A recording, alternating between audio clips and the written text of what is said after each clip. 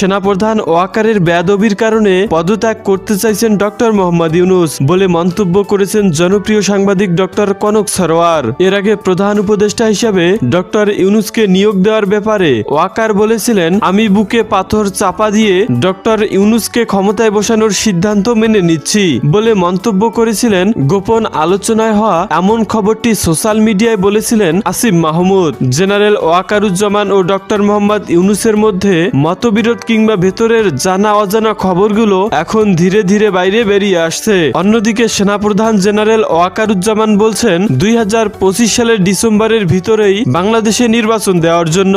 আবার প্রধান উপদেষ্টা ডক্টর মোহাম্মদ ইউনূস বলছেন ডিসেম্বর থেকে আগামী বছরের জুন মাসের ভিতরে বাংলাদেশের নির্বাচন অনুষ্ঠিত হতে পারে। তবে তার আগে যদি ডক্টর মোহাম্মদ ইউনূস পদত্যাগ করে কি হবে বাংলাদেশের আগামীর ভবিষ্যৎ?